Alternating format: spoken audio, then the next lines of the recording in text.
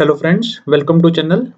Let's start the today's class. जैसा कि आप सभी जानते हैं, पिछली वीडियो में हमने डिफरेंट टॉपिक्स जो हमारे फर्स्ट यूनिट के रहते थे, उसके बारे में पढ़ा, जिसमें हमने इंटरनेट क्या होता है, उसका कांसेप्ट क्या है, उसकी एप्लीकेशंस क्या है, उसके बारे में बात की। अब मैं आपको टॉपिक कराने से पहले एक सिलेबस दिखाना चाहूँगा। जैसा कि आप अपनी स्क्रीन पे देख पा रहे होंगे, अब हमारे टॉपिक्स जो हैं फर्स्ट यूनिट के, वो जो बचे हैं हमारे पास, आप देख सकते हैं। कुछ बड़े चंद से टॉपिक बचे हैं जो बड़े जिनकी वेटेज ज़्यादा नहीं है, ठीक है? तो जैसे कि W W W, web browser, search engine, messaging, email और सोशल नेटवर्किंग, ये टॉपिक्स बचे हैं। तो इनमें जो डब्ल्यूडब्ल्यूडब्ल्यू है वो मैंने इंटरनेट के अंदर वैसे भी डिस्कस कर दिया है, वेब ब्राउज़र्स भी मैंने डिस्कस कर दिए हैं, सर्च इंजन भी मैंने डिस्कस कर दिया है, ठीक है? मैसेजिंग आई होप इसमें किसी को दिक्कत नहीं है। ईमेल सबको पता है, सोशल नेटवर्किंग क्या है ये सबको पता है, ठीक है? तो ज़्यादा कुछ डिस्कस करने वाला नहीं है, लेकिन फिर भी मैं एक छोटी-सी क्लास इस पे रख रहा हूँ, तो प्लीज़ जुड़िए रहिएगा। देख लेते हैं इसके बारे में थोड़ा-सा। तो देखो, मैं आपको सबसे पहले बेसिक चीज़ में बताऊँ ना, देखो वेब डब्ल्यूडब्ल्यूडब्ल्यू की बात करें, ठीक है? सबसे पहले हम बात करते हैं डब्ल्यूडब्ल्यूडब्ल्यू की। तो ये it stands for world wide web, ठीक है? World wide web. तो अब है क्या ये? ये वर्ल्ड वाइड वेब क्या है? ये कलेक्शन है किसकी? Various websites and various web pages that provides you some sort of information, ठीक है? तो बनाई किसने थी? टिम बर्नर्स-ली ने। साइंटिस्ट थे, फिजिसिस्ट थे ये, ठीक है? टिम बर्नर्स-ली, इन्होंने ये वेबसाइट बनाई थी। इन्होंने डब्ल्यूडब्ल्यूडब्ल्यू तो बनाई थी, एक डब्ल्यूडब्ल्यूडब्ल्यू ब्राउज़र भी बनाया था, जिसके थ्रू आप इन सारी वेबसाइट्स को क्या कर सकते थे? एक्सेस कर सकते थे। उन्होंने एक पूरी लिस्ट बनाई थी, जिसमें मोस्टली यूनिवर्सिटीज़ की जितनी वेबसाइट्स हैं, यूनिवर्सिटीज़ के रिलेटेड, नॉलेज के रिलेटेड, स्टडी के रिलेटेड जितनी वेबसाइट्स हैं, सबका डेटा रखाया था, ठीक है? तो world wide web I hope सबको समझ आ गया कि क्या चीज़ है और कैसे ये काम करती है। अब इसमें फर्दर चीज़ें होती हैं जो काम करने के लिए हमको चाहिए होती हैं। एक यूआरएल होना चाहिए, जो हमने पिछली क्लास में डिस्कस किया था, यूनिफॉर्म रिसोर्स लोकेटर, जिसके थ्रू आप जिस वेबसाइट को आप एक्सेस करना चाहते हो, उसका आपको कुछ नाम पता होना चाहिए, ठीक है? उसी के थ्रू आप एक्सेस कर सकते हैं। चलो मैं एक बार क्या करता हूँ, मैं आपको स्क्रीन पे लेके आता हूँ और उस वहाँ पे आपको मैं चीज़ें क्लियर करता हूँ। देखो, तो वर्ल्ड वाइड वेब सबको पता है क्या था कि एक ऐसे सिस्टम या फिर ऐसे पब्लिक वेबसाइट सिस्टम या फिर एक ऐसी सर्विस जो इंटरनेट पे अवेलेबल है और आपकी हेल्प करती है, आप किसी दूसरे वेबसाइट को या वेब पेज को एक्सेस कर सको यूजिंग योर ओन कंप्यूटर या फिर ओन मोबाइल फोन, ठीक है? तो इसमें आप हाइपरलिंक्स के थ्रू काम करते हो। हाइपरलिंक्स के थ्रू आप text, audio, video, images, photos सब डाउनलोड कर सकते हो। जो डब्ल्यूडब्ल्यूडब्ल्यू है, ये इंटरनेट का पार्ट है, ठीक है? याद रखना, दोनों सिनोनिमस नहीं है। इंटरनेट और डब्ल्यूडब्ल्यूडब्ल्यू इज सेपरेट थिंग, ठीक है? तो वर्ल्ड वाइड वेब जो है वो इंटरनेट का पार्ट है, ठीक है? याद रखना बस सिंपल इतना सा, इंटरनेट डब्ल्यूडब्ल्यूडब्ल्यू का पार्ट नहीं है। World wide web is the part of internet, ठीक है? अब ये काम कैसे करते हैं? काम करने के लिए हमको एक प्रोटोकॉल्स फॉलो करने पड़ते हैं और हर एक यूनिक एक पेज का एड्रेस होता है। जैसे यहाँ पे मैंने एक एग्जांपल लिया, डेली द लेटेस्ट। तो डेली द लेटेस्ट क्या है? ये एक यूआरएल है। ये किसी चीज का या फिर किसी कंपनी का डोमेन है, उसका नाम है ये एचटीटीपीस योर प्रोटोकॉल और ये ईपेपर.पीएचपी, ये कोई पेज है जिसको मैं खोलना चाहता हूँ, उसका नाम दिया मैंने, ठीक है? तो डोमेन, आपको इसको मैंने बताया था, एक डीएनएस होता है हमारे पास। ये तो हमको ये याद रहता है, ठीक है? हमको ये इंग्लिश याद रहती है, अंग्रेजी याद रहती है, नंबर्स हमको याद नहीं रहते। तो डीएनएस क्या करेगा? इस सिस्टम को कन्वर्ट करेगा किसी नंबर में, कोई आईपी एड्रेस देगा इसको, और उस आईपी एड्रेस को फर्दर लेके जाएगा और हमको उस आईपी एड्रेस पे, और उस आईपी एड्रेस से हमको कोई रिक्वेस्ट वापस मिलेगी और वो डेटा हम अपने वेब ब्राउज़र पे देख पाएँगे कि वापस कौन-सा डेटा आया। फिर उस पे जो भी हमको क्लिक करना, हमको वेब पेज मिलेगा, अबाउट मिलेगा, जो भी सर्विस हम क्लिक करना चाहते हैं, उसको क्लिक करके खोल सकते हैं। हिस्ट्री की बात करूँ, मैंने पहले बता दिया, टिम बर्नर्स-ली ने बनाई थी, ठीक है? तो आप ये पढ़ लेना, जो आपको लगे कि आपको याद रखनी है, जो जो इम्पोर्टेंट है वो मैं डिस्कस करता जा रहा हूँ। तो उन्होंने 90s में शुरू किया था, 1989 में शुरू किया था इसको बनाना, और उन्होंने ऐसा सोचा था कि एक ऐसा सिस्टम होना चाहिए जिसके थ्रू कोई भी इन्फॉर्मेशन या नॉलेज शेयर की जा सके और सारी इन्फॉर्मेशन पब्लिक डोमेन में अवेलेबल करा दी जाए, ठीक है? तो आप चाहो तो इस वेब पेज को क्लिक करके, ये देखो, एक ये इसमें मैं क्लिक कर रहा हूँ ना, ये हाइपरलिंक है, देखो अंडरलाइंड है, ठीक है? और जैसे ही मैं इस पे क्लिक कर रहा हूँ और यहाँ पे info@cern.ch, ये एक हाइपरटेक्स्ट है, ये पहला वेब पेज है दुनिया का। अगर आप देखना चाहो, इसको क्लिक कर सकते हो और आपको ये देखने को मिल जाएगा। आप इसको टाइप कर लेना अपने एड्रेस बार में, फ़ोन्स की या लैपटॉप्स की या सिस्टम्स की। आप ये पहला, दुनिया का सबसे पहला जो वेब पेज था, आप उसको देख पाओगे, जो एचटीएमएल लैंग्वेज में बना था, जिसको आप हाइपरटेक्स्ट मार्कअप लैंग्वेज भी बोलते हैं, जो मैंने आपको पहले भी बता दी थी, ठीक है? तो इन 1993 सर्न made the W3 technology publicly available in royalty free basis, मतलब फ्री है ये, किसी के कोई इसको ओन नहीं करता। कोई भी चाहे तो अपने ब्राउज़र की मदद से इसको एक्सेस कर सकता है और कोई भी डेटा को एक्सेस करना चाहे कर सकता है। जैसे यहाँ पे देखो, ये क्लाइंट्स हैं, क्लाइंट्स हम ही होते हैं, डेस्कटॉप वगैरह जो हैं ये हमारे ही हैं, क्लाइंट है, पीसी है, लैपटॉप है, ये एक्सेस कर रहे हैं इंटरनेट की मदद से, किसको? वेब सर्वर को। वेब सर्वर क्या है? एक कंप्यूटर है जो किसी रिमोट लोकेशन पे, जैसे गूगल का एक कंप्यूटर होगा जिस पे google.com चलता है, ठीक है? और वो हमारी रिक्वेस्ट को क्या करता है? फुलफिल करता है। हम इसको रिक्वेस्ट भेजते हैं, ये हमको रिप्लाई करता है, सिंपल। और वहाँ पे एक डेटाबेस लगा होता है जो हमारी सारी इन्फॉर्मेशन को स्टोर करके रखता है या फिर जो डेटा स्टोर करके रखता है जिसको हम रिट्रीव करना चाहते हैं, ठीक है? तो अब www और इंटरनेट में फ़र्क आपको पता है कि www जो है वो इंटरनेट का पार्ट है, इंटरनेट www का पार्ट नहीं है, ठीक है? दोनों सेपरेट थिंग्स हैं और आज के ज़माने में बहुत सारे लोग हैं जो कनेक्टेड हैं थ्रू आउट द इंटरनेट। अब इसकी 3 ट्रांजिशंस बोले गए हैं, वेब 1.0, वेब 2.0 और वेब 3.0। 1.0 थी जो सिंपल बेसिक इन्फॉर्मेशन लेके चलती थी जिसमें सिर्फ आपके आप ऐसा बोल सकते हो कि ग्राफिकल कुछ भी नहीं था, सारा टेक्स्ट बेस्ड डेटा था। जितनी कोई इन्फॉर्मेशन थी regarding study material, printed pages वो सब थे वेब 1.0 में। फिर 21st सेंचुरी वेब 2.0 पे हमने शिफ्ट किया जहाँ पे आपको सारे एयरबीएनबी, टिकटॉक, ट्विटर जो आप यूज़ कर रहे हो मॉडर्न डे टेक्नोलॉजी वो सारी वेब 2.0 पे देखने को मिली। अब हम वेब 3.0 पे भी आ गए हैं। अब जो वेब 3.0 का कांसेप्ट क्या है? अब जो क्रिएटर है ना, पहले क्या था जो सर्विस प्रोवाइडर थे ना, जो सर्विस प्रोवाइडर थे, वो आपको फैसिलिटी देते थे कि आप कोई डेटा उनका देखो या कुछ उनका सामान यूज़ करो। लेकिन अब वेब 3.0 में क्या है, अब आपके हाथ में पावर है। हम कंटेंट खुद भी क्रिएट कर सकते हैं। जैसे यूट्यूब सबसे लाइव एग्ज़ाम्पल है।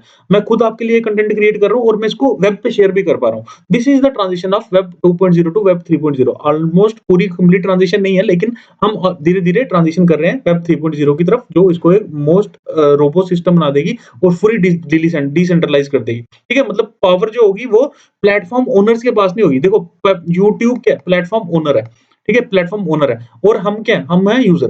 तो अब क्रिएटर और यूज़र हम ही हैं और क्रिएटर के पास पावर है। हम चाहें तो उनका प्लेटफ़ॉर्म यूज़ कर रहे हैं और कंटेंट अपना क्रिएट कर रहे हैं, ना कि हम यूट्यूब का कंटेंट देख रहे हैं। हम अपना कंटेंट दे रहे हैं और उसी को लोग देख सकते हैं, उसी को लोग चला सकते हैं और उसी से नॉलेज गेन कर सकते हैं। ठीक है? देखो आपको ये समझ आ गया होगा। वेब ब्राउज़र क्या है? इस पे हमने पहले ही बहुत डिटेल में बात कर ली कि एक ऐसा सॉफ्टवेयर जो आपकी हेल्प करता है। जैसे आप मेरी स्क्रीन पे देख पा रहे हो, ये गूगल क्रोम मैंने नीचे लगा रखा है। ये मेरे पास माइक्रोसॉफ्ट का एज ब्राउज़र है। 2 ब्राउज़र मैंने स्क्रीन पे लगा रखे हैं। तो ये एक ऐसे सॉफ्टवेयर है जिसकी मदद से मैं क्या कर सकता हूँ, इंटरनेट को एक्सेस कर सकता हूँ और ये कुछ प्रोटोकॉल्स पे काम करते हैं बेसिकली एचटीटीपी पे। बस इतना याद रखना, इससे ज़्यादा कुछ नहीं। सबसे पहला web browser world wide web किसने बनाया था? टिम बर्नर्स-ली ने, ठीक है? उसके बाद इसको रीनेम किया, कन्फ्यूज़न हो रही थी कि डब्ल्यूडब्ल्यूडब्ल्यू और वर्ल्ड वाइड वेब दोनों एक जैसा ही नाम है, तो इसलिए उनको नाम चेंज कर दिया, नेक्सस नाम रख दिया। फिर उसके बाद एक लिंक्स ब्राउज़र बना, जो टेक्स्ट बेस्ड ब्राउज़र था, इमेजेस वगैरह इसमें नहीं चलती थी। फिर उसके बाद एक ग्राफिकल ब्राउज़र बना सबसे पहला, जिसको मोज़ेक के नाम से जानते थे। मोज़ेक हमारा पहला ग्राफिकल ब्राउज़र था। बाद में इसकी मॉडिफिकेशन की गई और इसको नेटस्केप के नाम से जानते हैं हम, नेटस्केप नेविगेटर। ये बहुत पॉपुलर ब्राउज़र था अपने टाइम। फिर उसके बाद 95 में आपको इंटरनेट एक्सप्लोरर देखने को मिला। फिर उसके बाद ओपेरा आ गया 1994 में जो प्रोजेक्ट स्टार्ट हुआ था।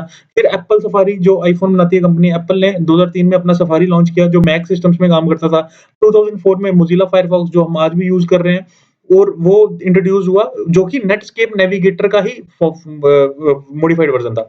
लास्ट में मोबाइल सफारी आया, फिर गूगल क्रोम। जब गूगल क्रोम आया 2008 में, उसके बाद तो इसकी पॉपुलैरिटी बहुत ज़्यादा बढ़ गई और अब इस टाइम पे most popular browser Google Chrome भी है। हालाँकि ये अनसिक्योर है कुछ सेंसेस में लेकिन ये मोस्ट पॉपुलर ब्राउज़र है। फिर ओपेरा मिनी, एज ब्राउज़र, आजकल ब्रेव ब्राउज़र, बहुत सारे ब्राउज़र हैं हमारे पास जो अपना हम काम कर सकते हैं। अभी इनके कुछ फीचर होते हैं, इसमें रिफ्रेश बटन होता है, स्टॉप बटन होता है, होम बटन होता है, वेब पेज बटन होता है जहाँ पे आप एड्रेस डालते हो, बुकमार्क्स आप किसी वेबसाइट को स्टोर करके रख सकते हो, उनको बुकमार्क रख सकते हो, आपको आपकी स्क्रीन पे ब्राउज़र की स्क्रीन पे देखने को मिलेगी। ये कुछ इसके ब्राउज़र के फीचर्स होते हैं। फंक्शंस की बात करूँ तो मेन फंक्शन क्या है? वर्ल्ड वाइड वेब को एक्सेस करना, किसी वेब पेज को खोलने में आपकी हेल्प करता है, जावा एप्लीकेशंस को रन करने में आपकी मदद करता है, आगे-पीछे जाने में आपकी मदद करता है। आगे-पीछे जाना मतलब वेब पेज से दूसरे वेब पेज पे, दूसरे से तीसरे वेब पेज पे इन्फॉर्मेशन रिट्रीव करने में आपकी हेल्प करता है। आपकी हिस्ट्री मेंटेन करके रखता है कि आप कहाँ-कहाँ जा रहे हो, क्या-क्या चीज़ों को एक्सेस कर रहे हो। आप चाहें तो आप उसको एनालाइज़ कर सकते हो अगर आप कुछ रिसर्च वगैरह या कुछ कर रहे हो। आपके अब वेब ब्राउज़र के कंपोनेंट की बात करूँ, एक यूज़र इंटरफेस होती है जिसके थ्रू हम इंटरैक्ट करते हैं ब्राउज़र से। ब्राउज़र का इंजन होता है। इंजन क्या करता है? इंजन का काम होता है देखो जो वेब पेजेस होते हैं ना, वेब पेजेस मोस्टली बनते हैं एक्सएमएल, एचटीएमएल, सीएसएस में। तो इस डेटा को ये इंजन पार्ट ही आपका समझता है और आपको इसको रिट्रीव करके देता है ताकि यूज़र उसको क्या कर सके, यूज़र इसको समझ सके, ठीक है? अगर ये रिट्रीव नहीं करेगा तो हम इसको सही से समझ नहीं पाएँगे, ठीक है? रेंडरिंग इंजन, नेटवर्किंग, जावास्क्रिप्ट और यूआई बैकएंड ये बैकएंड सर्विसेज़ होती हैं, उन पे काम करते हैं। बस सिंपल इतना सा याद रखना, ब्राउज़र क्या है, उसके फंक्शंस क्या है और वो काम कैसे करते हैं। नेटवर्किंग में आपकी हेल्प करते हैं, वगैरह-वगैरह बस आप जितने फीचर चाहो आप देख सकते हो। तो ब्राउज़र काम कैसे करता है वही हम सबसे पहले एक एड्रेस टाइप करते हैं। अब जैसे मैंने अगर मान लो ये मैंने गूगल क्रोम खोली, चलो मैं आपको दिखा ही देता हूँ कि हम ब्राउज़र कहाँ कैसे करते हैं। यहाँ पे देखो ये मैंने अपना चैनल खोल रखा है, यहाँ पे मैंने एड्रेस डाला youtube.com और कंप्यूटर लर्निंग रीडिफाइंड। यहाँ पे मैंने एड्रेस डाला, अब ये रिक्वेस्ट भेजेगा डीएनएस को, डोमेन नेम सिस्टम को, डीएनएस जो हमने पढ़ा है। तो डीएनएस क्या करेगा, इसके पीछे से कोई डिजिट होंगे 192.168.1.0.1 कुछ ऐसे करके डिजिट होंगे, उससे रिक्वेस्ट रिट्रीव कराएगा और वो रिक्वेस्ट मेरे ब्राउज़र उसको पढ़ेगा और मुझे ये वेब पेज खोल के दिखा देगा, ठीक है? बैकएंड पे बहुत काम होता है। फ्रंट पे हमको नहीं दिखता कि पीछे क्या-क्या हो रहा है, लेकिन बैकएंड पे ये सारा प्रोसेस होगा जो मैं आपको डीएनएस, यूआरएल वगैरह पढ़ा रहा हूँ बार-बार, ये सारी चीज़ें आपको देखने को मिलेंगी। तो यहाँ पे आपको वेब पेज खुला हुआ देखने को मिल जाएगा। इस तरह से आप ब्राउज़र यूज़ कर सकते हो, ठीक है? चलो आगे अगर मैं आगे बात करूँ इससे ज़्यादा पॉपुलर ब्राउज़र्स की बात करूँ, तो ये आपके सामने पॉपुलर ब्राउज़र है। ये इंटरनेट एक्सप्लोरर था जो अब बंद हो चुका है, अब नहीं चलता है। फिर उसके बाद ये ओपेरा मिनी अभी भी यूज़ कर रहे हैं।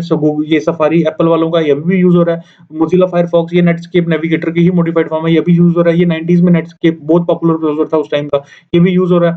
अब गूगल क्रोम तो आप सब जानते ही हो, इंटरनेट का मतलब ही गूगल क्रोम है, हम क्योंकि हम एक्सेस ही वही करते हैं, यूज़ ही वही करते हैं, ठीक है? तो आप इनके बारे में थोड़ा-थोड़ा देख लेना। Next is your search engine. Search engine क्या चीज़ है? सर्च इंजन एक ऐसा सॉफ्टवेयर है, वेब बेस्ड एप्लीकेशन है, वेब सॉफ्टवेयर है, ठीक है? मैं ऐसे बोलूँगा, वेब सॉफ्टवेयर है जो क्या करता है? आपको स्पेसिफिक इन्फॉर्मेशन रिट्रीव करने में हेल्प करता है। एग्ज़ाम्पल के तौर पे आपका Google, Google is what? Google is a search engine, ठीक है? और इसके बाद आपका याहू, ठीक है? इसके बाद आपका बिंग, ये सब क्या है? ये आपके सर्च इंजन है। क्यों? क्योंकि ये आप देखो, अब होता क्या है, जब वेब डब्ल्यूडब्ल्यूडब्ल्यू बना था, तब इन्फॉर्मेशन बड़ी लिमिटेड थी, ठीक है? यूनिवर्सिटीज़ वेबसाइट, पब्लिक पेपर्स बड़े कम थे। लेकिन टाइम के साथ-साथ ना डेटा इतना बढ़ गया, इतना डेटा बढ़ गया, इतनी वेबसाइट्स हैं, इतने ज़्यादा वेबसाइट्स हैं, वेब लिंक्स हैं, वेब पेजेज़ हैं कि हम उनका काउंट नहीं कर सकते। हमको इन्फॉर्मेशन चंक्स में याद होती है। हमको जैसे याद होगा कि डिजिटल एंड टेक्नोलॉजिकल सॉल्यूशन, बस मैं एक चीज़ लिखूँगा, तो उसपे बहुत सारे लिंक्स मुझे देखने को मिल जाएँगे। तो फिर मैं उसमें पर्टिकुलर कीवर्ड सर्च करूँगा कि मैं डीटीएस में इंटरनेट सर्च करना चाहता हूँ। फिर मैं वैसी क्वेरी लिखूँगा। तो आपकी देखो, तो जानने वाली बात ये है कि वेब ब्राउज़र आपकी हेल्प करेगा। जो भी आप कीवर्ड्स उसमें लिखोगे, उनकी आपको इन्फॉर्मेशन प्रोवाइड करने में हेल्प करेगा। ठीक है? और जैसे सर्च इंजन की बात करूँ, चलो मैं आपको दिखाई देता हूँ, ये भी देख लो।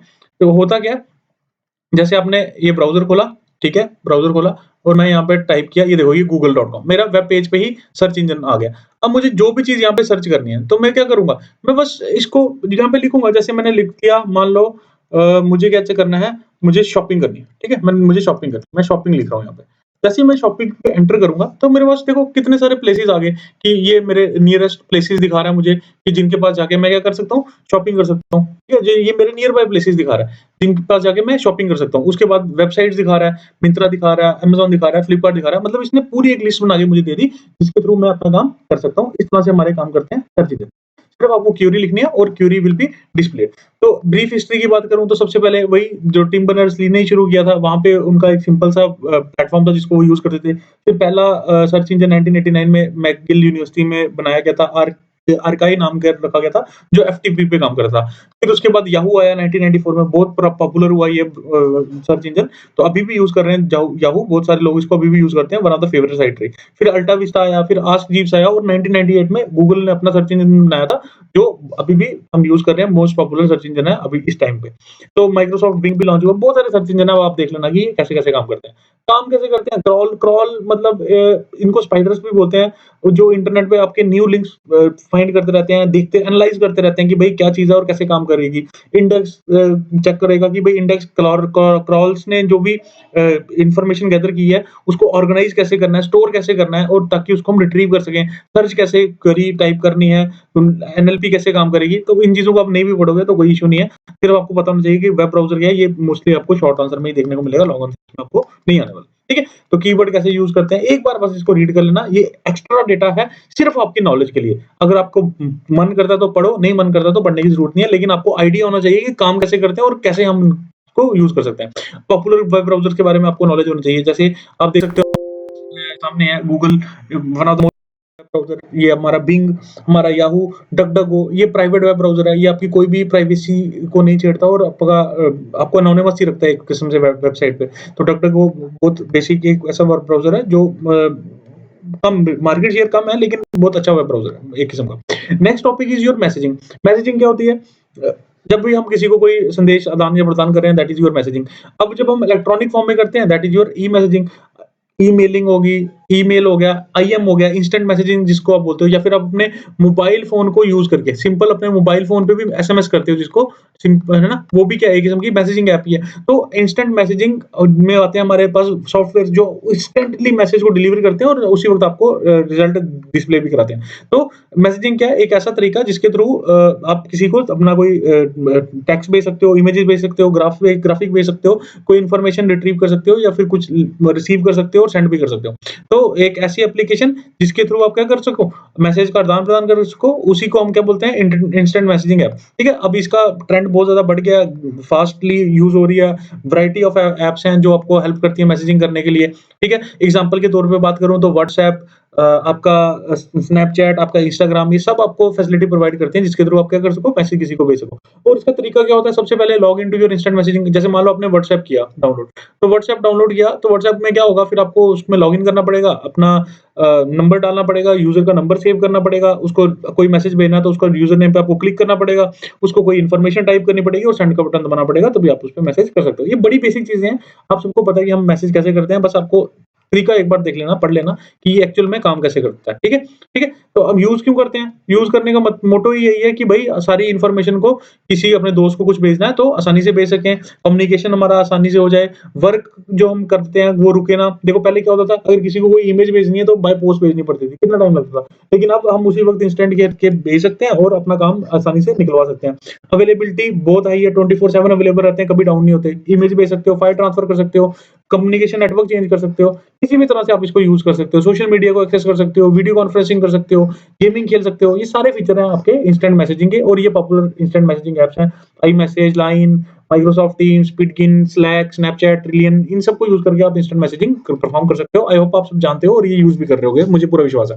Next is email. ईमेल की बात करें तो इलेक्ट्रॉनिक मैसेज, पहले हम क्या करते थे, चिट्ठियाँ भेजते थे, उसको हमने कन्वर्ट किया ईमेल में। ईमेल काम करती है किस पे? देखो टीसीपी आईपी बेस्ड नेटवर्क पे ही काम करती है, लेकिन इसके प्रोटोकॉल थोड़े से डिफरेंस है। एक आता है इसमें एसएमटीपी, जो डेटा सेंड करने के लिए हम यूज़ करते हैं, that is simple mail transfer protocol.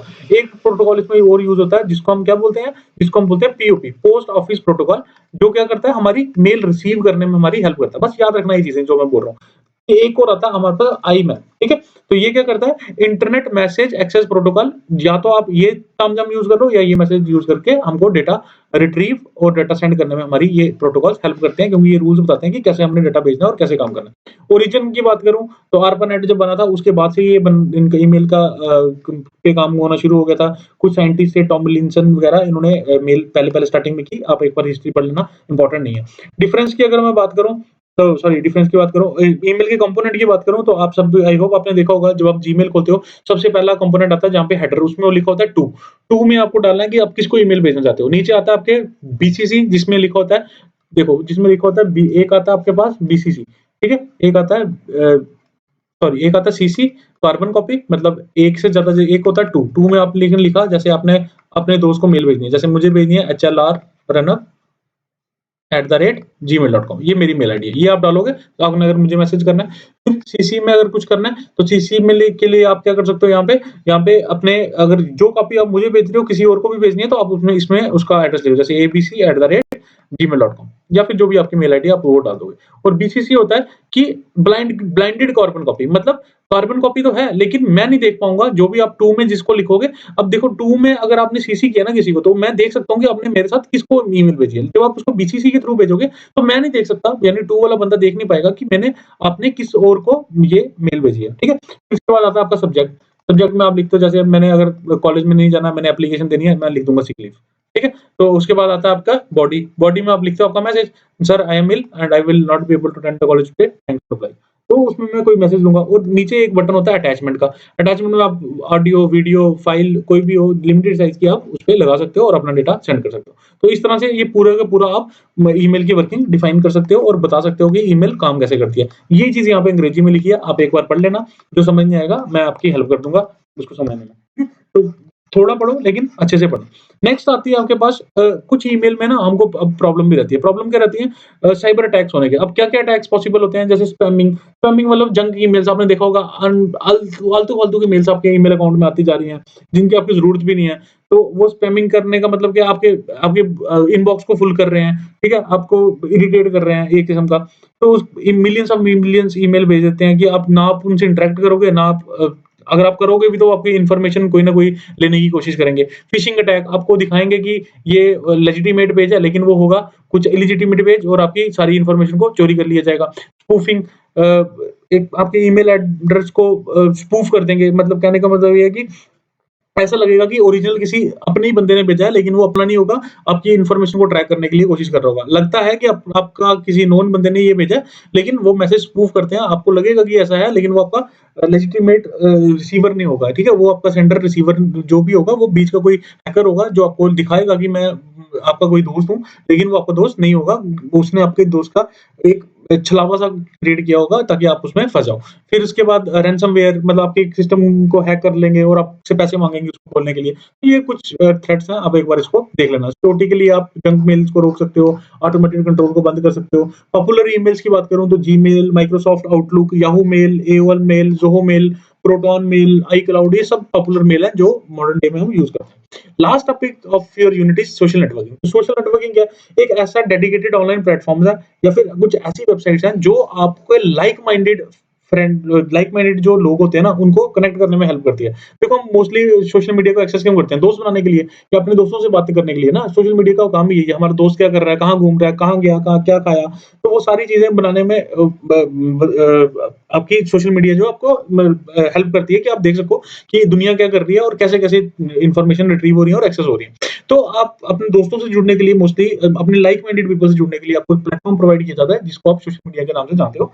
इसमें आते हैं आपके फेसबुक, आपके पहले ऑरकुट चलता था जो अब नहीं चलता, ट्विटर, आपके स्नैपचैट, आपका टिकटॉक, आपका इंस्टाग्राम, आपका YouTube, this is all the components of the social media. ये सारे सोशल मीडिया की ही टाइप्स हैं, ठीक है? तो सोटल सोशल नेटवर्क काम कैसे करता है, आपको मेरे से बेटर पता है कि कैसे सोशल मीडिया नेटवर्क काम करता है। आप कर क्या सकते हो, शेयरिंग कर सकते हो, डेटा शेयरिंग कर सकते हो, लर्न कर सकते हो, इंटरैक्ट कर सकते हो, मार्केटिंग बिज़नेस को प्रमोट कर सकते हो। आपने देखा होगा कि फेसबुक पे साइड पे आपको एड्स आती हैं, यूट्यूब पे आपको एड्स आती हैं, इंस्टाग्राम पे आपको एड्स आती हैं अपना बिज़नेस बढ़ाने के लिए। तो वो सारा पॉसिबल कैसे हो पाया? Through the use of social media. अब इसके ड्रॉबैक्स भी हैं, र्यूमर बड़ी आसानी से फैलते हैं, कुछ भी उल्टी-पुल्टी न्यूज़ दे दो, 1 मिनट में फैल जाएगी। Negative reviews and comments 1 minute में चले जाते हैं। डेटा सिक्योरिटी, प्राइवेसी कंसर्न, लोगों का डेटा चोरी हो जाता है, उनकी इन्फॉर्मेशन लीक कर दी जाती है।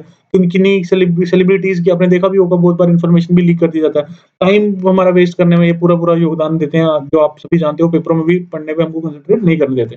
तो different types of social media, social connection होते हैं, शेयरिंग मल्टीमीडिया। अब ये आप सिर्फ इंग्लिश है, ये आप एक बार देख लेना। मेरी तरफ से आपका ये यूनिट ऑलमोस्ट कंप्लीट है। तो पॉपुलर सोशल मीडिया साइट्स हैं, ये आपके स्क्रीन पे मैंने रखी हुई हैं, फेसबुक, यूट्यूब, व्हाट्सएप, इंस्टाग्राम, क्या-क्या काम करती हैं, आपको मुझसे ज़्यादा अच्छे से पता है, ये क्या चीज़ें हैं और काम कैसे करते हैं। ठीक है? तो इसी के साथ हमारा जो यूनिट नंबर 1 है, वो मेरी एंड से कंप्लीट है। आई होप आपको लेक्चर्स अच्छे लगे होंगे। देखो आप लोग जो लाइक और शेयर करते हो ना, या फिर जब कभी पूछते हैं, मैं बड़े दिनों से वीडियो नहीं डाल पाया था, मुझे मैसेजेस आए, sir please upload the lecture. यही चीज़ें हमको मोटिवेट करती हैं। ठीक है? ये चीज़ मोटिवेट करती हैं। I am not getting anything extra from you. बस ये जो लाइक, शेयर और सब्सक्राइब जो आप करते हो या आप पूछते हो कि सर लेक्चर नहीं आया, ये हमको चीज़ें मोटिवेट करती हैं कि भई हम करें, कुछ कुछ तो है ना, कुछ देखो सब नहीं पढ़ रहे हैं, लेकिन some of you are studying, ठीक है? Some of you are studying और some of you are enough for us. तो जो भी पढ़ रहा है, जो हमसे कुछ सीख रहा है, तो हमारे लिए वो इनफ हो जाता है, ठीक है? हमारे लिए वो भी काफ़ी है। अगर हम एक भी बच्चे को पढ़ा पाएँ, एक भी बच्चे को अच्छे से मोटिवेट कर पाएँ, तो हमारा काम उससे भी बन जाएगा, ठीक है? तो आई होप आपको कंटेंट पसंद आ रहा होगा। अगर पसंद आ रहा है, प्लीज़ लाइक, शेयर कर दो। अपने दोस्तों को भी बताओ। अगर कोई और पर्टिकुलर टॉपिक आप समझना चाहते हो, किसी और सब्जेक्ट का भी, तो you just write down in the comment section. मेरे से अगर हो पाया तो मैं वो भी लाऊँगा कि कोशिश करूँगा कि आपका मैं वो डाउट भी क्लियर कर सकूँ या मैं किसी के थ्रू वो करवा सकूँ। मेरे पास ऐसी लॉबी है कि मैं किसी की हेल्प लेके आपके डाउट्स क्लियर कर सकता हूँ। तो अगर आपको कोई भी किसी सब्जेक्ट में भी परेशानी आ रही है, तो आप उसके लिए भी टॉपिक लिख सकते हो। विल ट्राई कि what we can do for you. तो इसी के साथ रोकता हूँ इस वीडियो को यहीं पे। Thanks for watching. Have a good day. Keep supporting.